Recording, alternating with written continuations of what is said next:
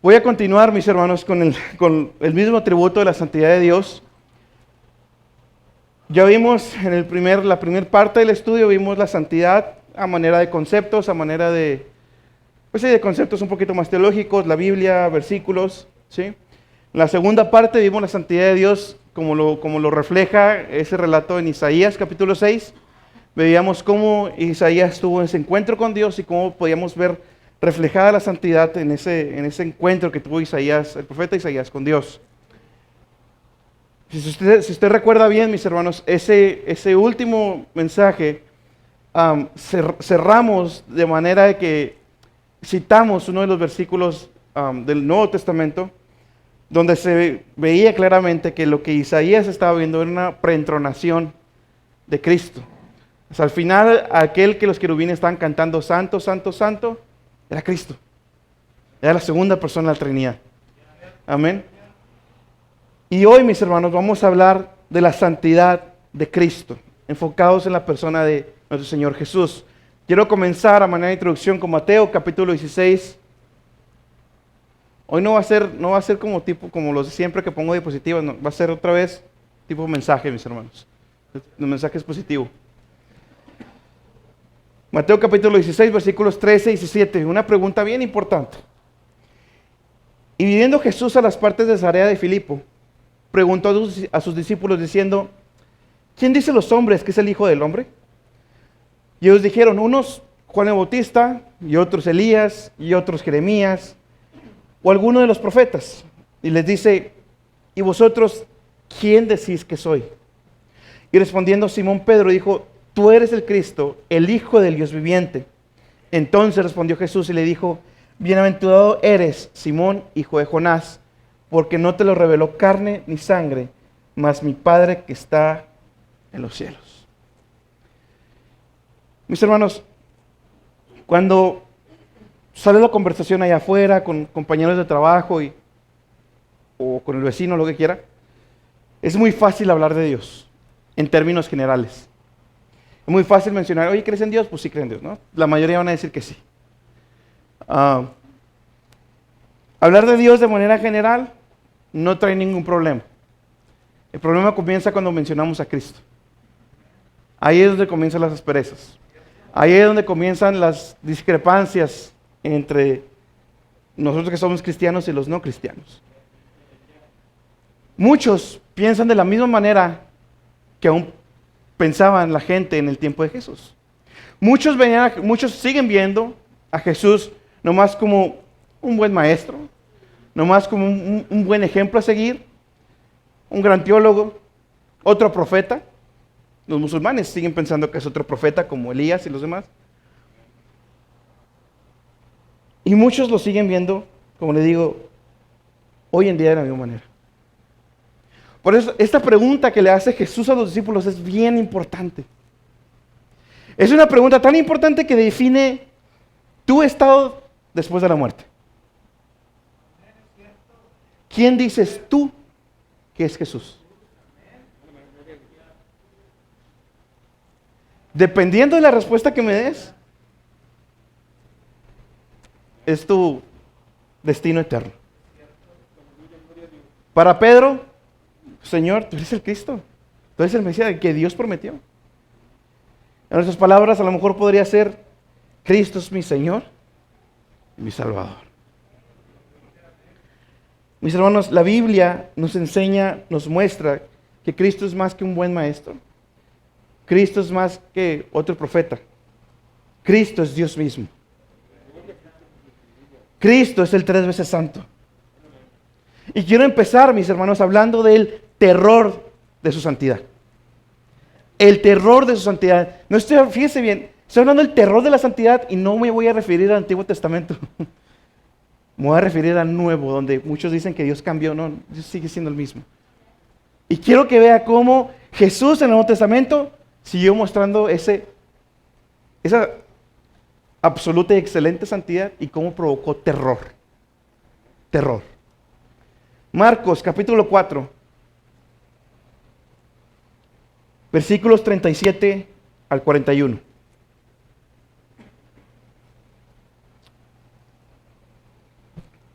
y se levantó una grande tempestad de viento. Yo creo que ya la mayoría conocen la historia. Y echaba las olas en el barco, de tal manera que se henchía y él estaba en la popa, durmiendo sobre un cabezal. Y le despertaron y le dicen: Maestro, ¿no tienes cuidado que perecemos? Y levantóse, increpó al viento y dijo a la mar: Calla, enmudece. Y cesó el viento y fue hecha grande bonanza. Y a ellos dijo: ¿Por qué estáis así amedrentados? ¿Que no tenéis fe? Y temieron con gran temor y decían el uno al otro: ¿Quién es este que aun el viento y la mar le obedecen? Vamos a verlo parte por parte. Número 1. Las personas que estaban teniendo miedo, primero eran los discípulos, estaban sobre la barca y estaba Jesús.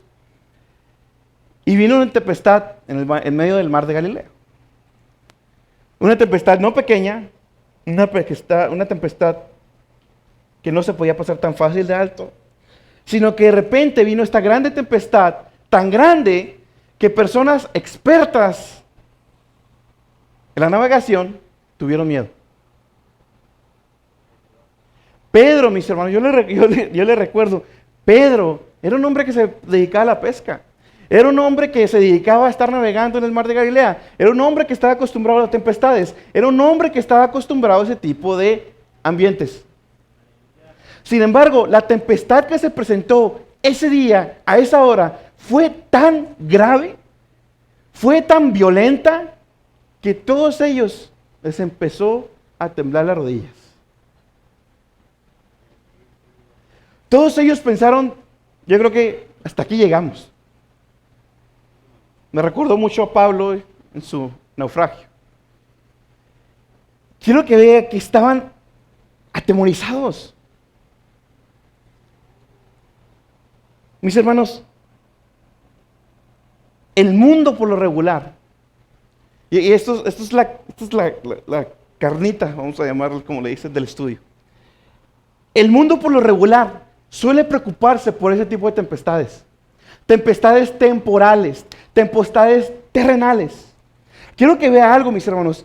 ¿Por qué? Y esto va un poquito más al ser del ser humano, válgame la redundancia. ¿Por qué tuvieron miedo? Vamos a pensar un poquito en el ser, como somos nosotros. ¿Por qué tuvieron miedo? Porque se enfrentaron a algo que no podían controlar. Si usted y yo nos llega, vamos a poner un ejemplo bien mínimo, una gripe, que se puede tomar una pastilla y hasta ahí llegó. Usted no va a estar igual de preocupado ni yo, a que nos hubiera llegado el COVID o un cáncer terminal. ¿Por qué no? Porque lo podemos controlar. La enfermedad pequeña, a lo mejor ahorita la podemos controlar, pero la enfermedad grande terminal, que te dicen: tienes 3 meses y bien te va, no puedes. El temor del ser humano, mis hermanos, siempre ha venido y siempre se ha esforzado el ser humano por tratar de controlar lo incontrolable. De ahí viene nuestro temor. Si usted se pone a pensar en usted mismo antes de Cristo, y desgraciadamente, tristemente, aún en Cristo, nuestras preocupaciones vienen por lo que no podemos controlar. De ahí nace, hasta podría decir, el desarrollo de la tecnología, el desarrollo de la medicina, el desarrollo de muchas otras cosas de la civilización humana. De tratar de controlar lo que no podemos controlar. De manera que ellos, mis hermanos, pues estaban temblando. Porque no veían la salida.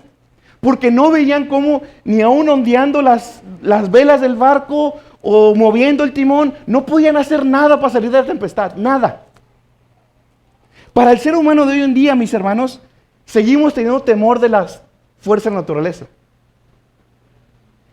Porque el día que venga una tempestad o los huracanes como han venido, tan grandes, fuera de nuestro control, fuera de las barreras que crea el humano, no hay poder humano que pueda detener ese huracán. ¿Qué trata de hacer el ser humano? Huir. Huir. No podemos controlar muchas de las enfermedades. Ya está el COVID. Se juntó toda la humanidad, hicieron todos sus esfuerzos para ver quién sacaba primero la vacuna. Ahora sí, dinero para todos los científicos, dinero para todas las farmacéuticas, dinero para todos, con tal de sacar lo más rápido posible la cura. El ser humano intentando de controlar lo que no puede. Tenemos miedo a la muerte, porque no la podemos controlar. No podemos controlar cuándo me voy a morir. No puedo controlar vivir más años. De manera que todo el ser humano, y lo mostró la pandemia, tiene miedo a la muerte. Y si algo quiebra hasta el ser humano inconverso, es estar en la cama del hospital.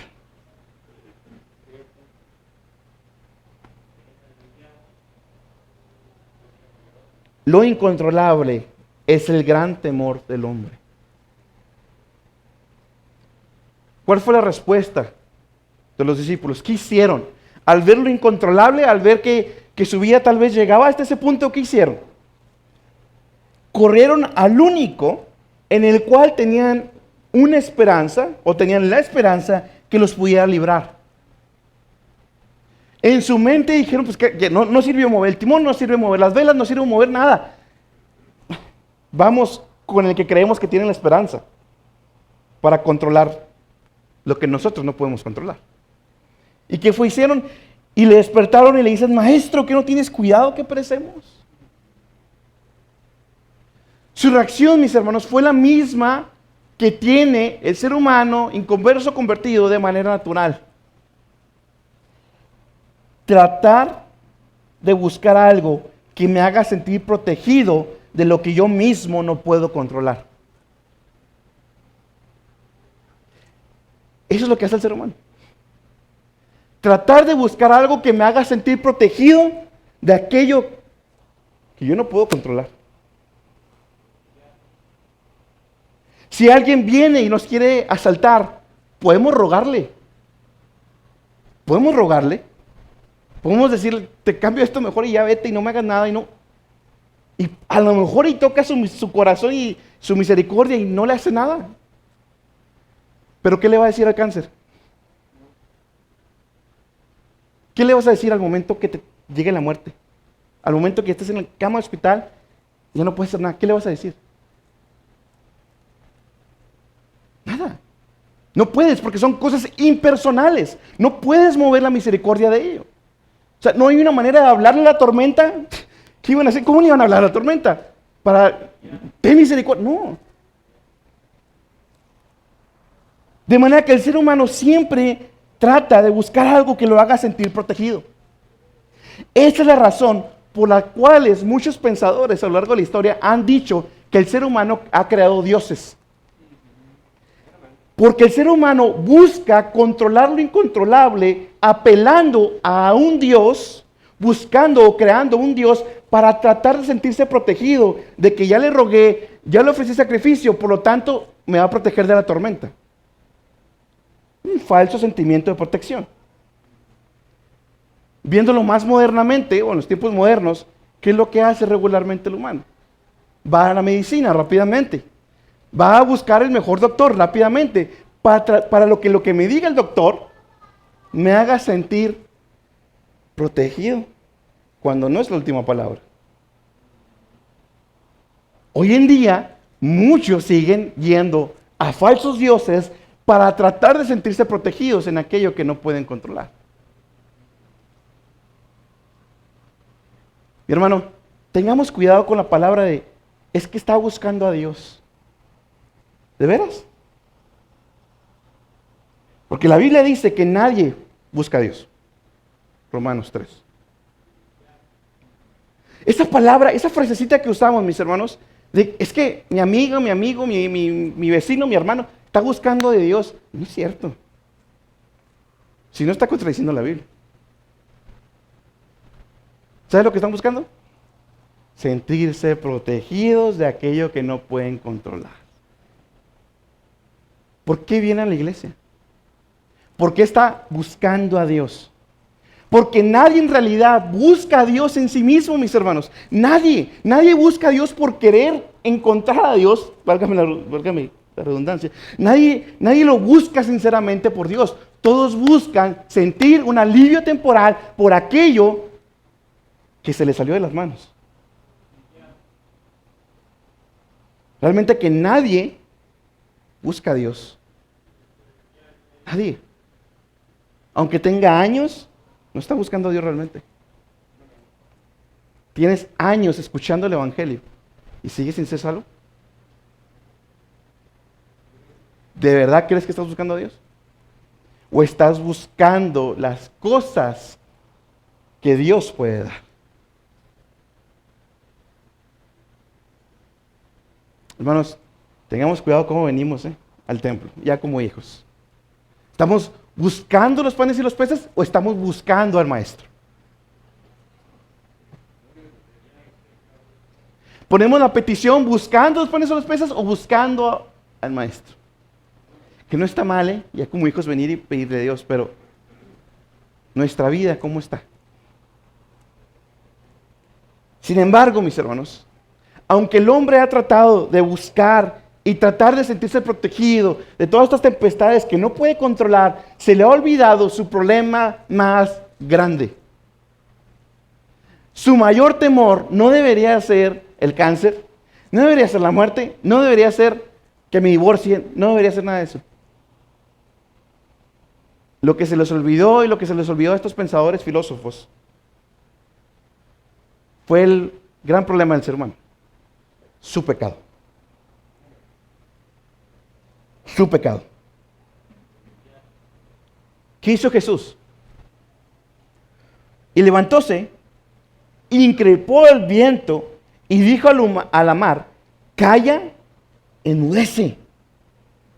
Y temieron con gran temor y decían el uno al otro, ¿quién es este que aún el viento y la mar le obedecen? Quiero que vea qué interesante la reacción de ellos. El ser humano busca sentirse que alguien le controle lo que no puede controlar. Amén. Cristo atendió lo que ellos querían. Se calmó la tempestad. ¡Pum! Lo interesante es que ellos no reaccionaron como pensamos que podrían reaccionar. Si su vida estaba en peligro, porque así lo estaba, al momento que Jesús calma la tempestad, no se alegraron. No gritaron gloria a Dios en las alturas. Quiero que vea, su mayor preocupación fue quitada. Su mayor temor fue quitado.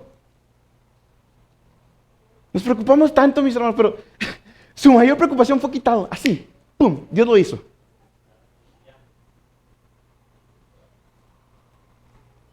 A todos esos pensadores se les ha olvidado que hay algo, como dice este predicador, hay algo dentro del corazón humano a lo que le teme más que a cualquier otra tempestad terrenal. Y es el poder y la presencia de aquel que es únicamente santo. ¿Tienes temor del cáncer? ¿Tienes temor de la muerte? ¿Tienes temor de las enfermedades? Bueno, preocúpate todo lo que quieras por eso. Pero cuando estés delante de Él, ellos temieron en gran temor. Tu mayor preocupación ahorita no debería ser tus problemas. No debería ser lo que sea que traigas. Debería ser que no estás reconciliado con el 3 veces santo. Ellos temieron en gran temor. Ya tenían temor ellos por la tempestad. Pero al ver la santidad de Dios, al ver a este ser, no hallaban ni dónde esconder. Fue tanto que la Biblia hace todavía más énfasis que temieron con gran temor.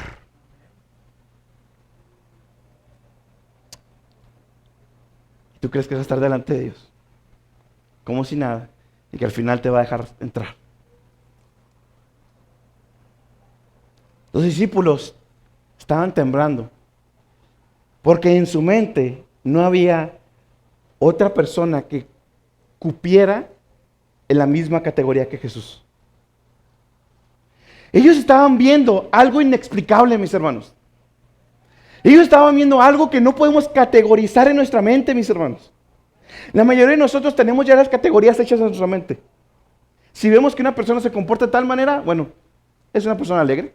Si vemos que una persona puede diseñar o hacer tal cosa, bueno, es una persona que estudió en lo que sea que haya hecho. Bueno, los discípulos estuvieron delante de Jesús y al ver cómo Jesús cayó la mar, cayó todo, cayó el viento, su computadora, su cabeza, no hubo nada igual. Y no hay nada igual a nuestro Señor Jesús. Cristo estaba fuera de toda categoría. Fuera de toda categoría. Mis hermanos, en estos versículos podemos ver la santidad de Cristo. Dios, que vimos primeramente la santidad sobre su creación. Bueno, Cristo llamó a callar, llamó personalmente lo impersonal. Aquello que nosotros no podemos decirle, calma tormenta. No. Pero Cristo calla tormenta, calla viento y así. Porque Él es el creador. Cristo, como dice Colosenses, Él es el creador de todas las cosas. Él es el santo porque también Él, como Cristo, 100% hombre, pero 100% Dios. Y Él también tenía y tiene el poder para calmar la mar y hablarle de manera personal a la materia. Aquí vemos su santidad, mis hermanos, porque hombres pecadores como ellos temieron con gran temor por delante de quien estaban. Esta no fue la única ocasión. Lucas, capítulo 5. Creyó que ya iba a terminar. No, hermano. Lucas, capítulo 5.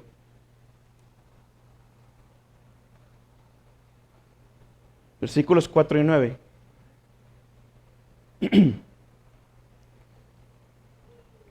Y como cesó de hablar, dijo a Simón: tira a alta mar, y echa vuestras redes para pescar. Y respondiendo Simón le dijo: Maestro, habiendo trabajado toda la noche, nada hemos tomado, mas en tu palabra echaré la red. Y habiéndolo hecho, encerraron gran multitud de pescado, que su red se rompía. E hicieron señas a los compañeros que estaban del otro lado del barco, que viniesen a ayudarles. Y vinieron y llenaron ambos barcos, de tal manera que se anegaban. Versículo 8. Lo cual, viendo Simón Pedro, se derribó de rodillas a Jesús, diciendo: apártate de mí, Señor, porque soy hombre pecador. Porque el temor le había rodeado, y a todos los que estaban con él, de la presa de los peces que habían tomado. Mismo lugar, misma gente. En esta ocasión, mis hermanos, Jesús hizo otra demostración palpable de su soberana santidad. Pedro había estado toda la noche ahí tratando de sacar peces. No pudieron, le recuerdo, eran hombres profesionales, no eran aficionados. Se dedicaban a eso, son judíos, sacaban mucho dinero. Pedro había tratado y no sacó nada. Llega Jesús y le dice: echa al otro lado. Pedro, pues no sé qué habrá pensado, pero me imagino, no sé, ¿no crees que ya lo dice? ¿O no crees que ya lo traté? ¿No crees que ya? Y eso también es enseñanza a nosotros, mis hermanos. ¿No crees que ya lo intenté, Señor? Pero bueno, fíjese cómo dice: mas en tu palabra, porque tú lo dices nomás, voy a ir y la voy a echar. Cuando lo echaron, todos los peces brincaron a la red. De tal manera que no podían levantar la red y llamaron a otro barco porque se estaban hundiendo de la cantidad de peces que habían echado. Mis hermanos, ¿cuál fue la reacción de Pedro? Alejarse, huir, mis hermanos. Esconderse de aquel que es santo, mis hermanos, porque su santidad revela nuestra condición pecaminosa. Lo que sintió Pedro, lo que vio Pedro ahí en ese momento fue: Tú eres un ser totalmente alejado de mí, Señor. Yo soy un simple humano, carnal, pecador. Aléjate de mí. No, no puedo con tu presencia. No, vete de aquí, Señor. La santidad, mis hermanos, incomoda nuestra humanidad. Cristo demostró que estaba fuera de toda categoría. Cristo demostró que tenía el poder. Él sí tiene el poder en su boca. Él sí decreta. Mis hermanos, la santidad incomoda. Y aunque hemos tocado varios puntos de cómo se debe ver la santidad de nosotros, y al final ese va a ser el cuarto mensaje y con eso cerramos, no quiero desperdiciar la oportunidad. La santidad veíamos que es un atributo comunicable. Dice Pedro, y lo vimos, ser santo porque yo soy santo. De manera que podemos mostrar la santidad porque Él es santo. Al menos de algún nivel. Si Dios nos manda a mostrar santidad, entonces nuestra presencia debería incomodar. No porque qué tan santo soy yo, qué tan consagrado soy yo, sino por a quién represento. Y si estoy viviendo conforme a aquel que represento, pues mucho más voy a brillar. Nuestra presencia, mis hermanos, debería incomodar a los que están a nuestro alrededor.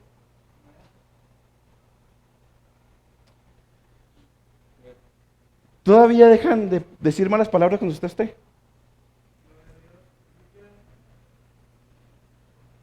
¿Todavía le piden perdón por que se le salió una?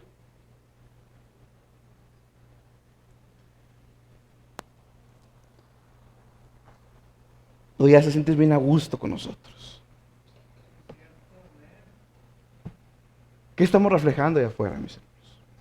¿Cómo hablamos? ¿Qué decisiones tomamos? ¿Sabe que esas decisiones es algo que Dios me ha enseñado poco a poco? Pienso yo, quiero creer, en el trabajo me buscan más a mí, porque mis decisiones son bien diferentes a lo que los demás toman.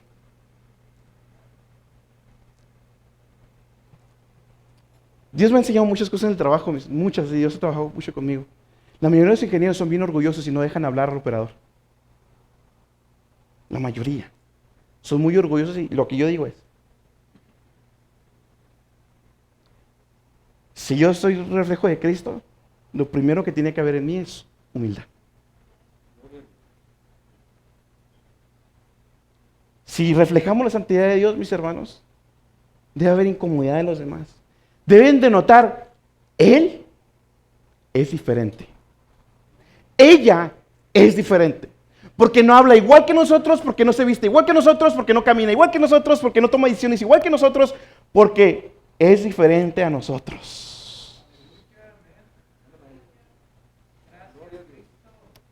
Yo le pregunto si todavía está reflejando la santidad de Dios después de 10 años en el Evangelio.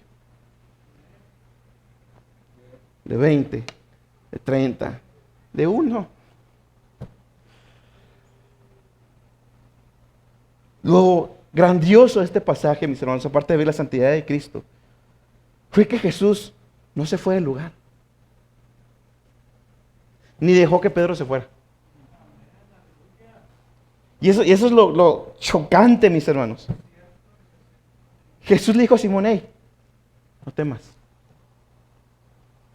No temas. Yo te voy a hacer pescador de hombres. Más adelante nuestro Señor, yo pondré mi espíritu, el Espíritu Santo, el que es mismo que yo, vendrá a ustedes. Mis hermanos, Jesús, en lugar de alejarnos de Él, en lugar de rechazarnos y que la ira y juicio de Dios cayera sobre nosotros, mis hermanos, Él mismo, 3 veces santo, vino a reconciliarnos con Él mismo. Nosotros no podemos acercarnos con Él de ninguna manera, mis hermanos. Sin embargo, en nosotros mismos, ¿verdad? Sin embargo, Él, nuestro Señor, el 3 veces santo, dice 2 de Corintios, al que no conoció pecado, 2 de Corintios 5:21. Ese versículo, mis hermanos, también enfatiza en el Nuevo Testamento la santidad de Cristo. Dice, el que no conoció pecado. Mis hermanos, nosotros aún como cristianos pecamos todos los días. Todos los días. ¿Quién? Y quiero que vea, el primer mandamiento está como el primer gran mandamiento. Así está en la Biblia, si no mal recuerdo. El primer gran mandamiento es este. Amarás a Dios con todas tus fuerzas, con toda tu mente y con toda tu inteligencia. Se me puede olvidar ahí alguno. Pero es con todo tu ser. Con todo. Ninguno de nosotros, mis hermanos, podemos amar a Dios como Él es digno. Todos los días pecamos grandemente porque desobedecemos el gran mandamiento.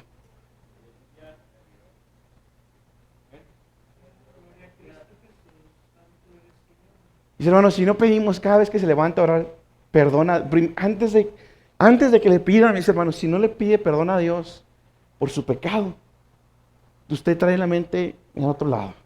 Su espíritu no está bien, no anda bien. Lo primero que tiene que pedir al llegar a la iglesia, lo primero que tiene que pedir al doblar rodilla, mis hermanos, en la noche, en la mañana, es: Señor, límpiame de mi pecado porque no te he amado como eres digno de que te debo amar. No más por eso. Sin embargo, mis hermanos, Jesús no hubo ni una sola, me gusta como decía este predicador, ni una sola fracción de segundo que haya pecado. No hubo ni un solo microsegundo en que Jesús haya pecado.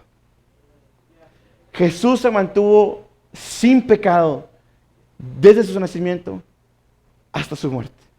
Ni aún en la cruz mi Señor Jesús, nuestro Señor Jesús, pecó. Ni aún ahí, mis hermanos. Al contrario de nosotros, de los impíos, dice que pecan tan naturalmente como el sediento bebe el agua. Job. Jóvenes, niños, todos ustedes que están lejos de Cristo, ustedes, su iniquidad es tanta, es siempre, es tan constante, que entre más crezcas, entre más te hagas viejo, tu pecado está pesando cada vez más y más y más en tu espalda. ¿Y sabes qué es lo peor? Que tú te sabes la doctrina mejor que yo. Tú te la sabes mejor que yo. Y cuando estés delante de Él, ¿qué le vas a decir? Niños, ya tienen pecado, Ya hay pecado en ustedes. Mi hija es bien lista para mentir. ¿No es cierto? Mi hermano Joel, siempre cambian la manera en buscarnos. Siempre están cambiando. Es natural. Es natural.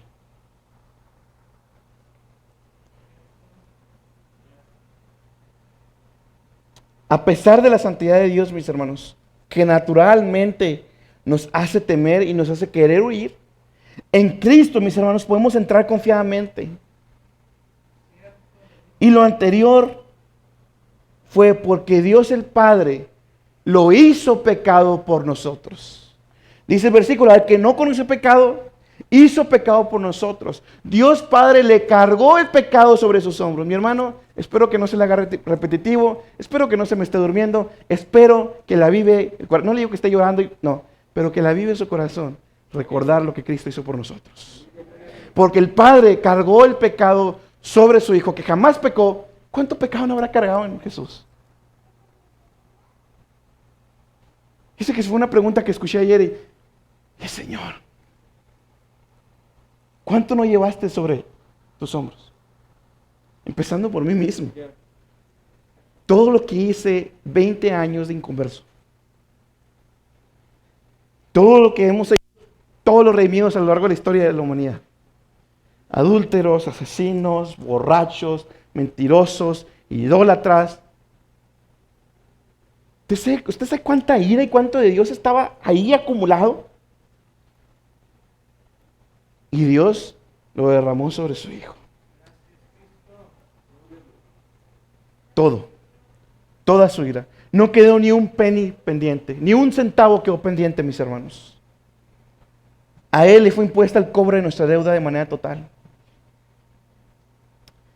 Aquel que es sin pecado, para que nosotros fuésemos hechos justicia de Dios en Él. Su santidad es mi santidad. Lo que Él ganó en la cruz es mi justicia. Su justicia es mi justicia, mis hermanos. Impuesta, no porque yo me porte muy bien, no. Porque Jesús lo ganó en la cruz. Soy coheredero y heredero con Cristo Jesús. Todo lo que Cristo hizo fue para y por nosotros, mis hermanos.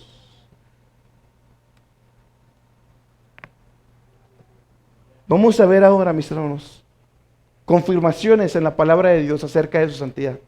O sea, versículos que nos refuerzan todavía más la santidad de Cristo. Cristo fue santo desde su nacimiento. Y en el anuncio de su nacimiento del arcángel Gabriel a María podemos ver eso. Lucas 1:35.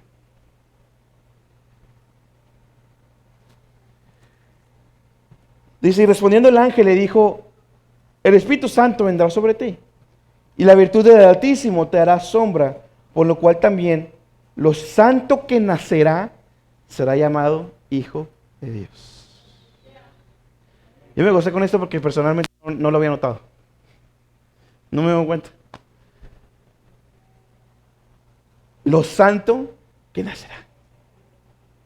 Ya es ahí Dios está declarando que aquel que iba a nacer iba a ser muy diferente a cualquier otro nacimiento, muy diferente a cualquier otro niño que haya nacido. Por más hermoso que esté su hijo, bueno, Jesús es como ningún otro.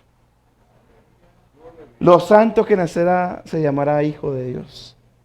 En el comienzo de su ministerio, Mateo 3:17 dice, este es mi Hijo amado, en el cual tengo contentamiento. Para que Dios Padre tuviera contentamiento en él, tenía que haber sido sin pecado. También lo podemos ver en la cruz. Al expresar Jesús, consumado es, quería decir que entonces Él, que ni aún estando en la cruz, mis hermanos, y con todo lo que llevó, hizo que pecara.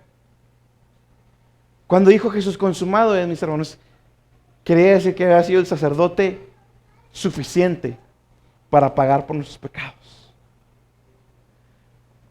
Nada de la cruz lo hizo pecar, como lo decía ahorita. Se burlaron de él, lo golpearon. El dolor de la cruz, la ira de Dios. Y en lugar de quejarse, como muchas veces nosotros, mis hermanos, oró por sus enemigos. En la cruz.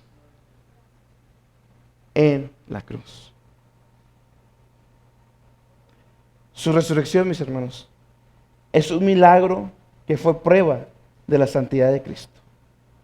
Al ser el único capaz de haber llevado todo nuestro pecado sobre sus hombros.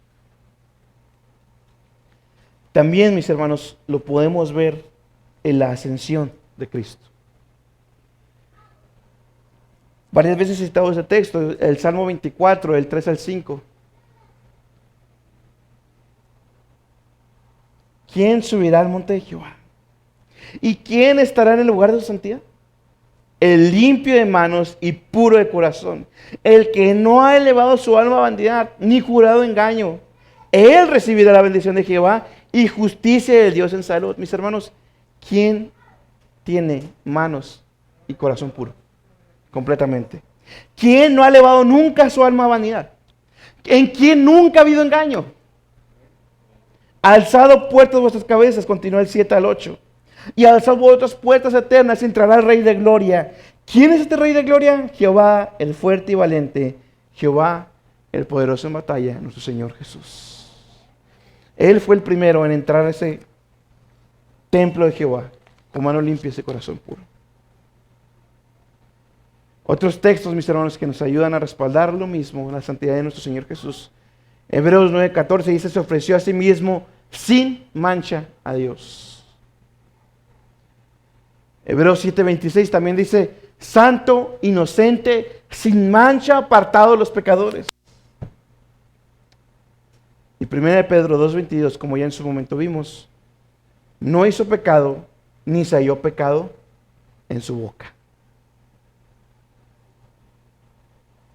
Mis hermanos, Jesús, 100% hombre, pero sin pecado. Fue tentado en el desierto, pero no pecó. Y dicho sea de paso, les recuerdo una vez más, Jesús resistió. Nosotros también debemos resistir de la misma manera que Jesús lo hizo. Con la palabra. No reprendiendo ni... Porque también, aunque 100% hombre, también 100% Dios. No debemos olvidar, mis hermanos, que el 3 veces santo se humilló a sí mismo, se hizo hombre, se volvió a humillar aún más, siendo muerte y muerte de cruz, por nosotros, como sus hijos, pagó la deuda. Y para el que está lejos de Cristo, yo te quiero recordar el día de hoy, que no hay escape de la santidad de Dios.